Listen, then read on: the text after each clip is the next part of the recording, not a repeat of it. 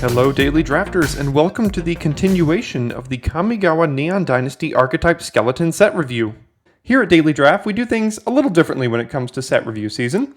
Rather than give a card-by-card analysis and grade each card individually, here we build what are called Archetype Skeletons, one for each color pair. This isn't a concept that I came up with on my own. In fact, it was a common way to provide set review content before card-by-card reviews became more popular.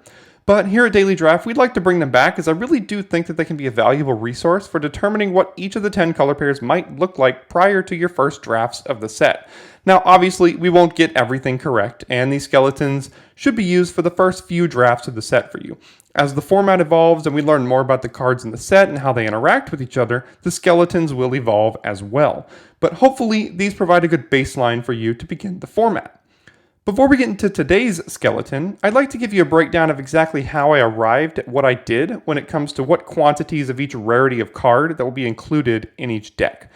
I went ahead and collected data from each of the 46 Crimson Vow drafts on the channel when it comes to how many mythics, rares, uncommons, and commons each deck had, and I took an average for each rarity. That average came out to 2 mythic rares or rares, 5 uncommons, and 16 commons. Those numbers, plus 17 lands, make our 40-card draft deck.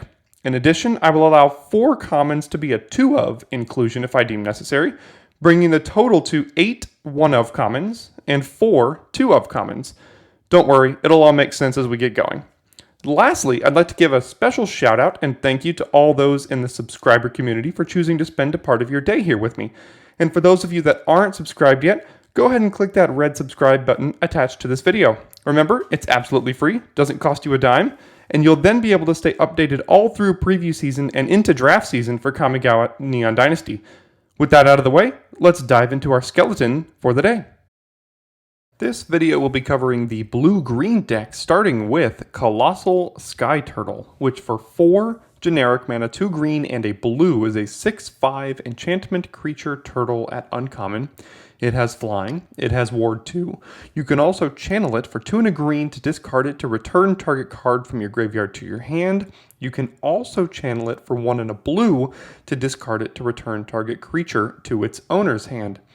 This card is great. It has like 3 different options on it, and they're all totally fine options to be casting.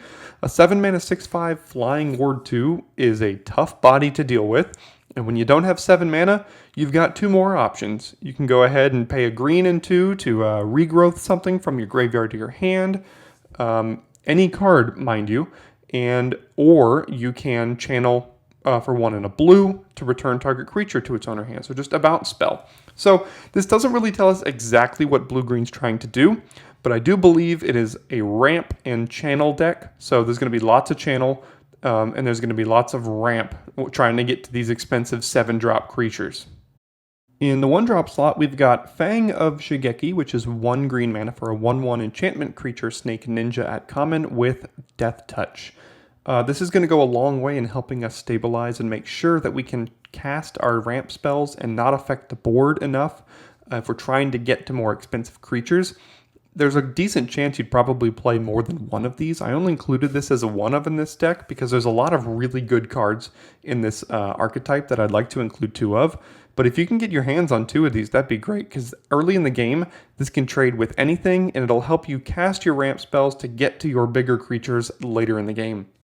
Again, in the same vein as Fang of Shigeki, we have Bamboo Grove Archer, which is 1 and a green for a 3/3 enchantment creature snake archer at common. It has Defender and Reach. You can also channel it for 4 and a green to discard it to destroy target creature with flying. This performs the same function that Fang of Shigeki does. It's a 2 mana 3/3 Defender Reach, so it can trade with 3 drops if you need it to. It can hold down the fort as far as flyers go, and if you draw it late and you have 5 mana and you have a problem flyer on the other side of the battlefield, this can deal with that too. This is one I can see if you're really going into the ramp strategy, and most of your ramp cards are 3 mana instead of 2. I can see including multiple copies of this to make sure that you can get to those 3 mana ramp cards while still affecting the board early. Next, we've got Kappa Tech-Wrecker, which for 1 and a green is a 1/3 creature turtle ninja at uncommon. It has ninjutsu for 1 and a green. It also enters the battlefield with a death touch counter on it, and whenever it deals combat damage to a player, you may remove a death touch counter from it. When you do, exile target artifact or enchantment that player controls. So in this deck, this is basically just operating as another copy of Fang of Shigeki with upside. It's a 2-mana 1/3 death touch, and if you really need to get rid of an artifact or an enchantment, it does a decent job of doing that as well. I've noticed that in this blue-green deck, there's not a lot of synergy in the 2-drops at common in either blue or green. There are decent 2-drops in blue and green, but not ones that really synergize with trying to get you to the late game and stabilizing your board. So a lot of these 2-drops are going to be uncommons or rares, and if you aren't able to get something like this into your deck, you might just have to fill it out with just some random commons, which wouldn't be near as good. But the reason I included this one, again, in the same vein as the previous 2 cards, it's got Death Touch, it trades early, and it helps you get to that late game. Next up is Orochi Merge-Keeper for 1 and a green. It is a 1/1 creature snake druid at uncommon. It can tap to add a green, and as long as it is modified, it can tap to add 2 green. This is a reason to be drafting this deck. This is one of those 2-mana dorks that we were talking about that try to ramp you and get you to your late game faster. And if it's modified, it gets you there even quicker. There's only a couple of 2-mana ways in the set to do this, and one of them is at uncommon, and you'll see later one of them is at common. This is one of the great ones at uncommon that you're absolutely going to want to have a copy of if you can find it, to make sure that you can get to that late game. Next up is Master's Rebuke for 1 and a green. It is an instant at common. It says target creature you control deals damage equal to its power to target creature or planeswalker you don't control. I only included 1 copy of this here in this deck because when it comes to the 2-drop slot in decks like Blue-Green Ramp, you want to make sure you're affecting the board. Obviously, this is a pretty good removal spell, and it scales well with the larger creatures that we're going to be playing onto the battlefield. But at the end of the day, we want to make sure that our low drops, 2 and 3 drops, actually affect the board, because blue-green usually wins by outclassing your opponent as far as the size of the creatures that you play. Next up is Roaring Earth, which for 1 and a green is an enchantment at uncommon. And whenever a land enters the battlefield under your control, you get to put a 1/1 counter on target creature or vehicle you control. You can also channel it for X and 2 green, where you discard it and put X +1/+1 counters on target land you control. It becomes a 0/0 green spirit creature with haste, and it is still a land. So what's great about this kind of card is it's very good early. If you put this down on turn 2, then basically every land drop you play comes attached with a +1/+1 counter, which is going to be hard for your opponent to outclass.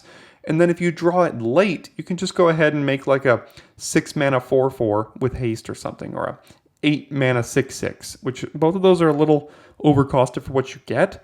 But it has the versatility of being an early play and a late play, both of which are good, which makes this card a great inclusion in a ramp deck. Our last 2-drop is also our first rare in Shigeki Jukai Visionary, which is 1 and a green for a 1/3 legendary enchantment creature snake druid at rare.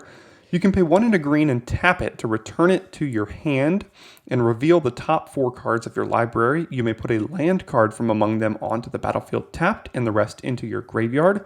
You can also channel it for X, X, and 2 green to discard it to return X target non-legendary cards from your graveyard to your hand. So just like Roaring Earth, this is good early as a 2-mana 1/3.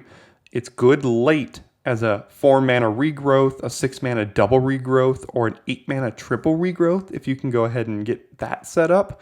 The first ability is not the best thing in the world, but you can also just, if the board is stalled and no one's really doing anything, you can keep returning this to your hand and thinning your deck by putting lands onto the battlefield, ensuring that you're really not going to draw any more lands for the rest of this game. So it's a 2-mana 1/3, blocks early, good early, has a good late game mana sink, has a good late game channel ability, just great for this deck.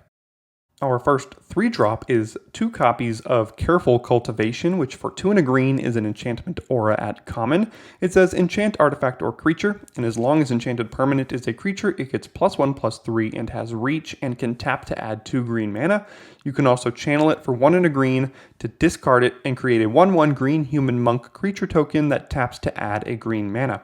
So this is the common way I was talking about to ramp, and if you don't find it access to any Orochi Merge-Keepers, then this is going to be the way that you're going to have to do it. This one and a card 1 or 2 after this that you'll see soon. But as far as Careful Cultivation goes, it's a 2 mana mana dork in the channel ability. And if you already have a creature that you need to pump up and you need to make sure you can try to stabilize yourself against a flyer, give it reach, you can do that too. And then it'll add 2 green if you really need to ramp to some of those 6, 7 drops. Next is Grafted Growth, which for 2 and a green is an enchantment aura at common. You get to enchant a land, and when it enters the battlefield, you get to put a +1/+1 counter on target creature or vehicle you control. An enchanted land has tap to add 2 mana of any one color. So here's another way to ramp at common. This one doesn't have the option to affect the board. That's why I only included this as a one of. If you're looking to splash, this is a good way to do it. If you're looking to splash double-pipped cards and you find 2 or 3 of these, you can use this to splash those double-pipped cards.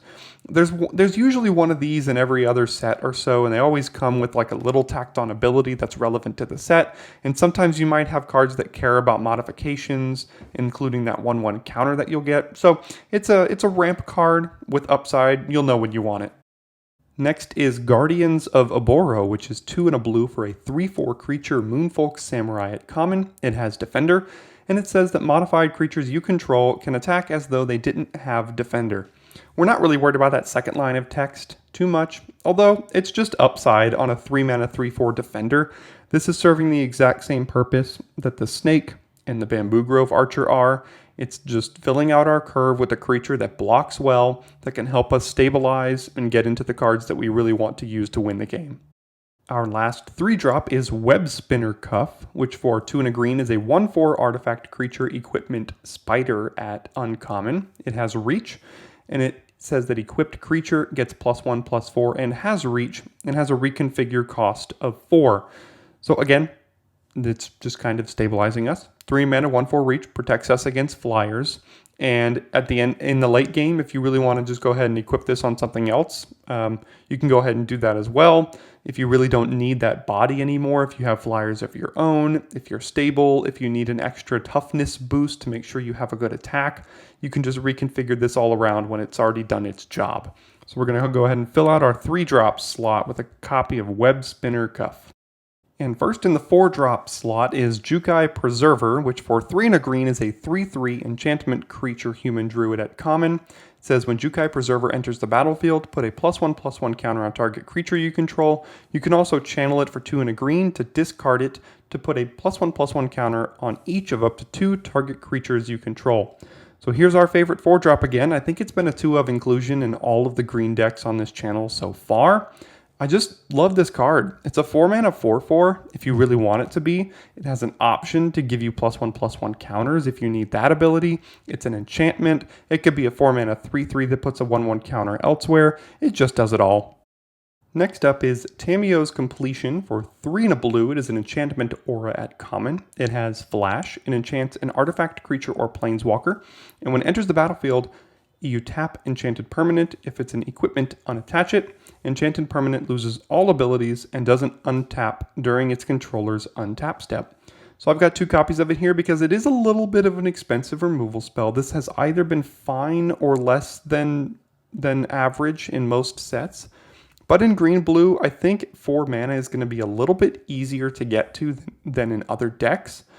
And in green and blue, those are usually the colors that struggle the most with removal. You saw Master's Rebuke is really the only green removal spell, and this is about the only playable blue removal spell. So I think we're going to need to make sure we have 2 copies of this just to protect ourselves against certain creatures on the other side of the battlefield. Moving on to some of these payoffs, here in the 5-drop slot, we've got Blossom Prancer, which for 3 and 2 green is a 4/4 creature spirit at uncommon. It has reach. And it says when Blossom Prancer enters the battlefield, look at the top 5 cards of your library. You may reveal a creature or enchantment card from among them and put it into your hand. Put the rest on the bottom of your library in a random order. If you didn't put a card into your hand this way, you gain 4 life. So this starts kind of the creatures we're looking to ramp into. If we can get this down on turn 4 as a effective 4 mana 4/4 with reach, I know it has 5 mana, but if you ramp into it with some of the creatures that we did earlier, then it's going to really dominate the board and stabilize you immediately. At that point, if you get it down on curve, you get to, it's almost a 4-mana 4/4 reach draw card, which is insane. If you don't manage to get it down on turn 4, even after that, if it's late in the game and you just need the life, you can decline to put a card into your hand and just gain life. It's a very good versatile creature that can really help us out in the late game and is a good, nice ramped target. Another great ramp target, if you can find it, would be Kura, the Boundless Sky. For 3 and 2 green, it's a 4/4 legendary creature dragon spirit at Mythic Rare. It has flying and death touch, and when it dies, you can either have it search your library for up to 3 land cards, reveal them, put them into your hand, and then shuffle, or more likely, create an XX green spirit creature token where X is the number of lands you control. So it's a 5-mana 4/4 flyer. Death touch isn't super relevant on a 4/4 flyer.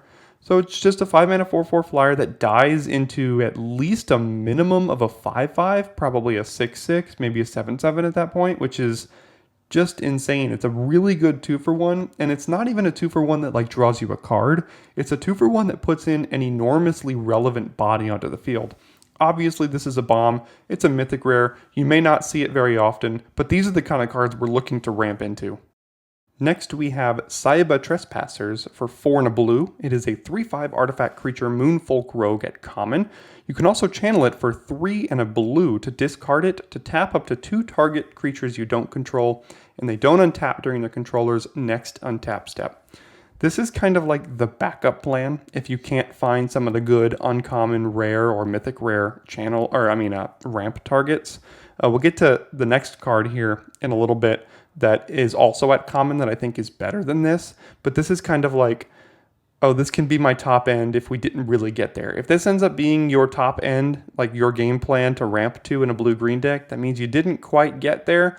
But at the end of the day, this is not a bad card. It's still a decent card. It's a good card to include, and 5 mana in this deck is not quite as difficult as it is in others' decks to achieve. And speaking of that next card, we have Greater Tanuki, which is 4 and 2 green for a 6/5 enchantment creature dog at common. It has trample, and it also has channel for 2 and a green, where you can discard it to search your library for a basic land card, put it onto the battlefield tapped, then shuffle. This is exactly what this deck is looking to do. It is both a ramp target in a 6-mana 6/5 trample, and a ramp enabler in a 3-mana way to put another basic land onto the battlefield. It's a fixer if you're splashing. It really does it all. You're going to want multiple copies of this in your deck, because even if you don't have 6 mana, you can still have an out to cast this for less than that. And last but not least, we have a copy of Mirrorshell Crab, which for 5 and 2 blue is a 5/7 artifact creature crab at common. It has ward 3, and you can channel it for 2 and a blue to discard it and counter target spell or ability unless its controller pays 3. So here's another example of a card like Greater Tanuki, which costs 7 mana. If you're able to land this, it will dominate the board, and there's not much they can really do about it unless they're flying over the top of you. But if you don't have 7 mana and you just need to make sure that you can counter something, and we're in the developing portion of the stage of the game, maybe turn 4 or 5, you play a 2-drop and you hold up this channel ability, you can ensure that your opponent doesn't get too far ahead of you with a 7-drop stuck in hand. I hope this video is helpful in your preparation for Kamigawa Neon Dynasty. Be sure to stick around for the next video in this series, Red Black, which will be hitting the channel at 7 AM Eastern Time tomorrow. Check out the Neon Dynasty Archetype Skeleton playlist as well to find all of the skeletons in this series in one location. If you enjoyed this content, feel free to give it a like and share it with a friend or two, as there's a decent chance someone else might like it as well. If you're already subscribed to the channel, thanks for being here today, and if you're not, go ahead and click that subscribe button to stay on top of preview season and have access to consistent, high-quality drafts as soon as the set launches on Arena. Looks like that'll do it for this video. I'll see you for the next one.